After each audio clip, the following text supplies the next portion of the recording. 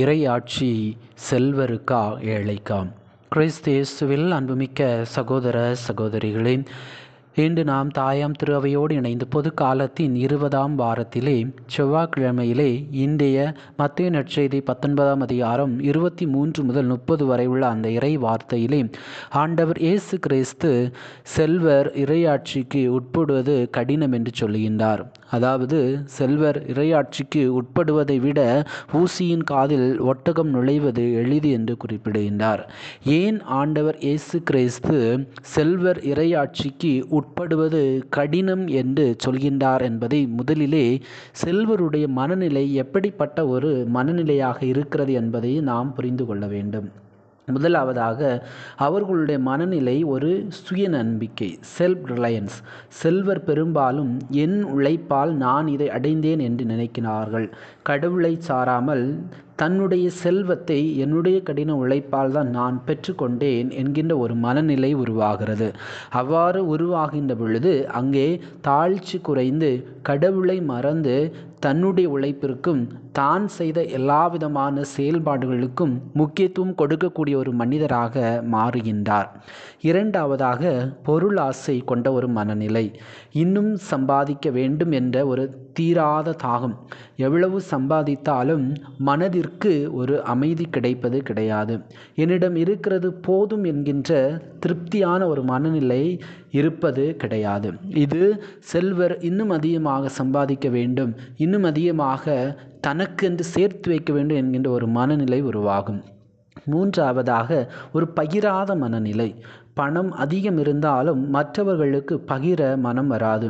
என் சொத்துக்கள் எனக்கே என்ற சுயநல மனநிலை. இதைத்தான் நம்ம விவிலியத்திலே ஏழை லாசரும் அந்த செல்வந்தருடைய வாழ்வையும் நான் பார்க்கின்றோம். அங்கே செல்வந்தர் தன்னுடைய வாழ்நாள் முழுவதும் அளவுக்கு அதிகமான செல்வம் கொண்டவராக மிகவும் லக்ஸூரியஸ் ஒரு வாழ்க்கையிலே வாழ்ந்தார். ஆனால் இறுதியிலே இறையாட்சியை பற்றி கொண்டது அந்த ஏழை லாசர் என்பதை நாம் பார்க்கின்றோம். மூன்றாவதாக பகிராத ஒரு மனநிலை. நான்காவதாக பாதுகாப்பின் ஒரு தவறான ஒரு ஆதாரம். அதாவது இந்த செல்வத்தை எல்லாம் வைத்து கொண்டு என்னுடைய பிள்ளைகளை நான் பாதுகாக்க வேண்டும், என்னுடைய பிள்ளைகளுக்காக நான் அதிகம் சேர்த்து வைக்க வேண்டும். அது மட்டும் இல்லாமல் தங்களுடைய பாதுகாப்பை செல்வத்திலே தேடக்கூடியவர்களாக இருக்கின்றார்கள். என் பிள்ளைகளுடைய எதிர்காலம் நன்றாக இருக்க வேண்டும் என்பதற்காக வங்கியிலே 5 லட்சம் 10 லட்சம் 1 கோடி என்று அதிகமாக வங்கியிலே சேமித்து வைக்கக்கூடியவர்களாக இருக்கிறார்கள். ஆனால் அவர்கள் பிறருக்கு பகிரக்கூடிய ஒரு மனநிலை இல்லாமல் இருக்கிறார்கள். இறுதியாக இறையாட்சி ஒரு மறந்த நிலை.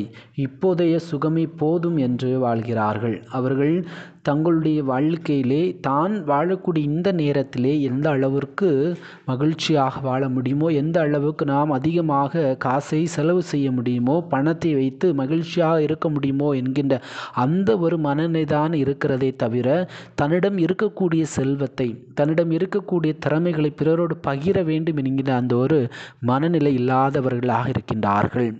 இத்தகைய ஒரு மனநிலை கொண்டவர்களாக செல்வர்கள் இருப்பதால் தான் ஆண்டவர் இயேசு கிறிஸ்து செல்வர் இறையாட்சிக்கு உட்படுவது ஊசியின் காதில் ஒட்டகம் நுழைவதற்கு சமம் என்று கூறுகிறார்.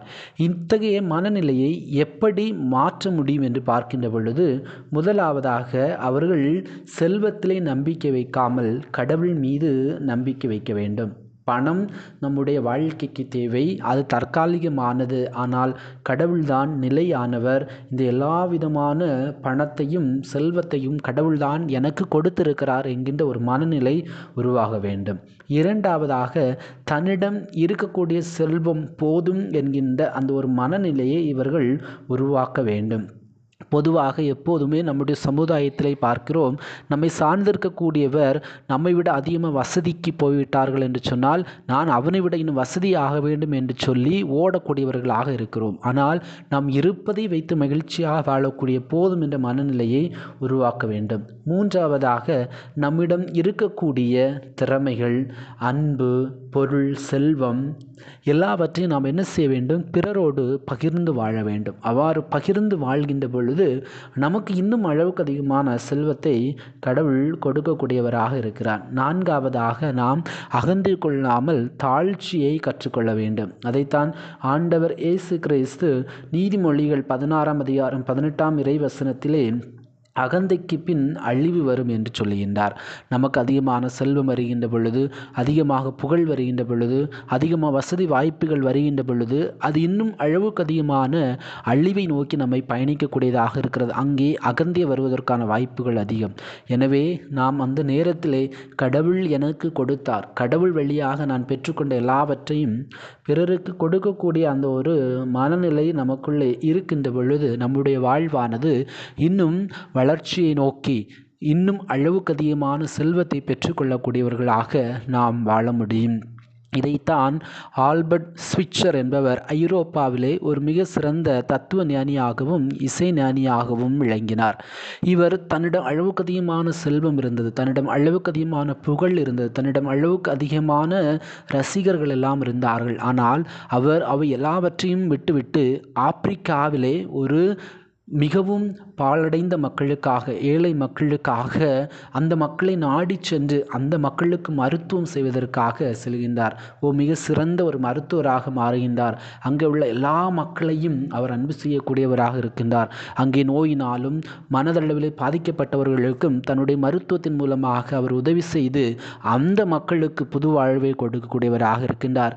இறுதியிலே அவர் நோபல் பரிசையும் பெற்றுக்கொள்ளக்கூடியவராக இருக்கின்றார். இதன் மூலமாக அவர் தனக்கு கிடைத்த எல்லா விதமான செல்வத்தையும், தனக்கு கிடைத்த எல்லா விதமான திறமைகளையும், தனக்கு கிடைத்த எல்லா விதமான உறவுகளையும் எல்லாவற்றையும் என்ன செய்கின்றார்? பிறருக்காக, ஏழை எளிய மக்களுக்காக அவர் பகிர்ந்து கொள்கின்றார்.